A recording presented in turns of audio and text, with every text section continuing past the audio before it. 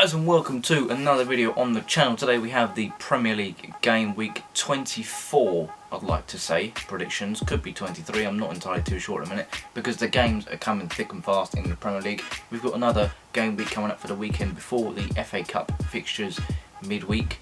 It's a pretty interesting week coming up. So, before we get into it, make sure that you do subscribe to the channel, because the Premier League games are covered all the time. The FA Cup's going to be covered in the next few days, and European football is returning, so we're going to be covering that. And also F1 predictions. We've already given our predictions for the whole season coming up in F1, and we're going to do 2022 predictions as well.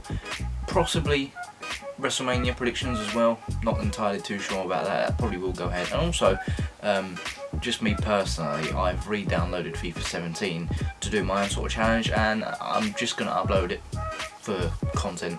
So yeah, I'm going to be uploading a retro FIFA 17 series. Yeah, it'll all be explained in the video, and it'll be out within the next couple of days, I'll say. I'm just going to trial it. If it goes well, it goes well. If it doesn't, it doesn't. It more than likely won't. But yeah, I just, to be honest, just want to play a game that's not FIFA 21. So yeah, without further ado, let's get into it. So as you can see on the screen now, we have the 10 games this week, and of course the standout game is Liverpool versus Manchester City. But we're going to start with Aston Villa versus Arsenal. Now, Aston Villa in their last game did lose 3-1 to West Ham. Jesse Lingard making his debut and scoring 2 goals, and Arsenal did lose 2-1 against Wolves. They took the lead and then ended up losing 2-1 because Leno and David Luiz got sent off. So Matthew Ryan is going to be in goal for Arsenal, getting his debut probably earlier than he expected. He's just there to be a backup goalkeeper, and he's doing his job. He's going to be playing in the first team because Renarsoon is absolutely terrible. Aston Villa, they're going to be looking to bounce back at home though. They're not the best at home. I've said it in recent weeks. They're better away. Most teams are better away this season. But I do fancy Aston Villa. I think Arsenal, they had a spell where they went up, and now they're going back down. They had 2 red cards against Wolves. So yeah, not too good. And again, travelling to Birmingham to play Aston Villa, I think it plays into Villa's hands. I think this is a game that Jack Grealish will thrive in, and I think Aston Villa will walk away with a 2-1 win. Moving on to Burnley versus Brighton. Now, Burnley, who did lose 2-0 against Manchester City, playing against Brighton, who are coming off of back-to-back 1-0 wins against Tottenham and Liverpool. So the common theme here is both of these teams have beaten Liverpool 1-0 at Anfield, and to be fair, I think confidence will still be flying for Burnley. Sean Dyche has openly said that they struggle to score goals. It's not anything shocking to anybody. They do struggle to score goals because they've not got a proper striker. You know, like Brighton, they still have Neil Maupay, who comes up with a couple of goals, and I think that's going to play into Brighton's favour, along with the momentum that they have. They don't really have a recognised right back, so they played Alzate, and he did get the goal. I think Brighton will win again. I think Brighton will win 1-0 again, and just causes more problems for the 3 teams that are chasing them in the relegation scrap.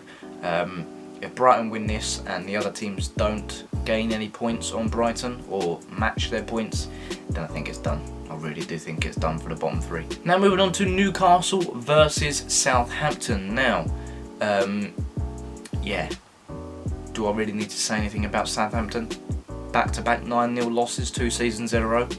I'm going to insert this meme here because it cracked me right up when I saw it on Twitter, but yeah, confidence is going to be down for Southampton. People might say that they're going to bounce back, and playing against Newcastle is an easy game to bounce back, but Newcastle beat Everton last week, and then they did lose to Crystal Palace. But still, Hasenhüttl has to pick his side up again, and they've done it before. They ended up being top of the league earlier in the season, but losing 9-0, no matter what team you're playing against, it's embarrassing. So I do favour Newcastle here. They're not the best this season. They've never really been the best, but Callum Wilson, I think he could cause some problems again like he did against Everton. And Saint-Maximin is returning and gaining some sort of fitness, and he's just going to play into Newcastle's hands, along with Southampton losing 9-0. As I said, confidence is low.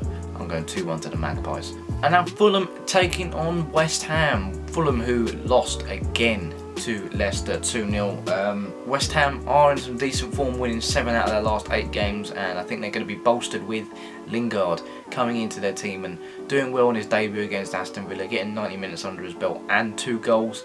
I think Lingard will shine again here against Fulham at Craven Cottage, and personally I'm going with a 3-1 win for West Ham. Now Manchester United versus Everton, definitely a interesting game on the cards here. Manchester United, of course, were the team that handed Southampton that 9-0 loss. I think confidence is going to be too much for them playing against Everton, who did lose last week to Newcastle but got back on track with a 2-1 win against Leeds. A tough place to go to at Ellen Road. And I think this is going to be a cracking game. I think it's going to be a Desmond 2-2. Carlo Ancelotti's side, they're set up well defensively. Luca Digne back in the team and playing very, very well. Calvert-Lewin back in the team, scoring again against Leeds. So it's all going up Millhouse with Everton. And I think if you go to Old Trafford and collect a point where Manchester United aren't the best, have lost 4 games there this season, including against Sheffield United, I think Everton can take something. And if they don't, then it'd be a fantastic result for Manchester United. Either way, fantastic result if any team wins, and a draw is what I'm going for. Now Tottenham versus West Brom. Now Tottenham versus Chelsea is the only game I haven't watched yet because it's currently Thursday, 10 o'clock in the morning, so they haven't played. Personally, I think Tottenham will lose to Chelsea, so this is a game where they're going to look to bounce back. My only worry is West Brom have been to Anfield and the Etihad and drawn 1-1 with both teams. They of course drew to Chelsea within the first couple of games of the season, 3-3, but that was under Bilic. So was the Manchester City game. Sam Allardyce got the point at Anfield, so there's definitely probably some confidence there for them to come to the Tottenham Hotspur Stadium and play Spurs, but I think there will be some sort of revenge for Spurs on the downhill slope that they're going to be on, as I'm predicting, losing 3 games in a row. And I think they're going to exact some revenge with Vinicius starting and scoring a couple of goals. I'm going 3-1 Spurs. Now Wolves versus Leicester. Whenever I see this game, I think of one result only, and that was that 4-3 game when Wolves got promoted. Their first season back in the Premier League. It was a fantastic game of football, and this has the remarks to be a great game as well. But of course, Wolves not doing too well. That Jimenez, Willian Jose has come into the squad, and he's just there to fill the void. I feel he's not Jimenez. He's an okay striker, but he's not anything special. He's quite sluggish. He's a BTEC Diego Costa, I feel. Playing against Leicester, who will have a lot of confidence, getting back on track to winning ways with a 2-0 win against Fulham. James Maddison pulling the strings, playing out of his skin at the minute. Iheanacho scoring a goal as well. So hopefully it gives him some confidence, because there is a player inside of him. And I think Leicester will win again, branching that top 4 gap a bit more. I think Leicester will win 2-1. And now the game you've been waiting for is Liverpool versus Manchester City, the second most exciting game in the league behind Tottenham versus Arsenal. I said that.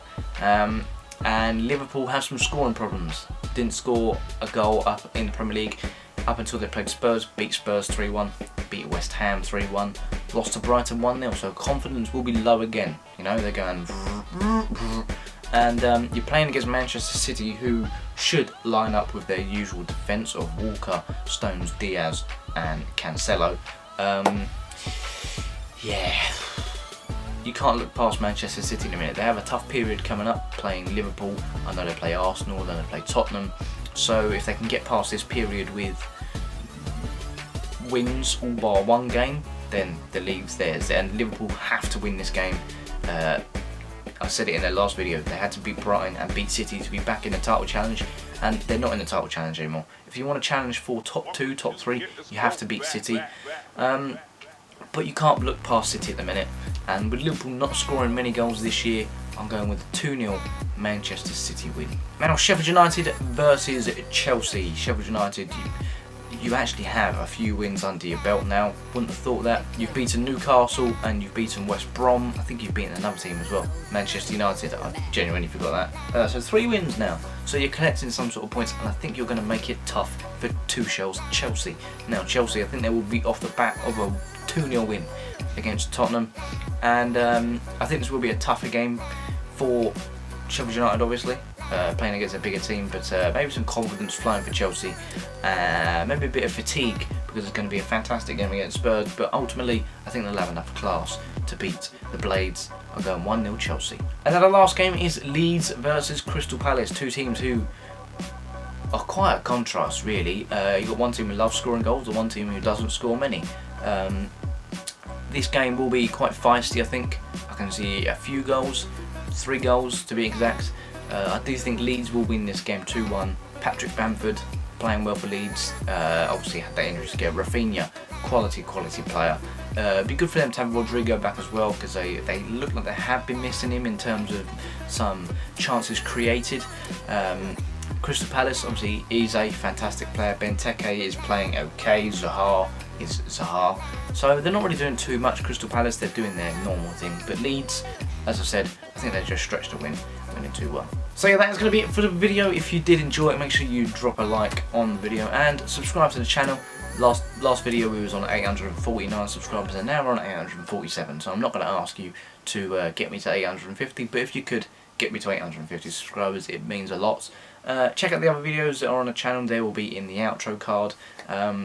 And yeah, make sure you check out the FIFA 17 career if you want to check it out. It's just a bit of fun for me personally, a bit of a break from doing these usual videos. But yeah, that's going to be it. I'll see you guys later. Bye.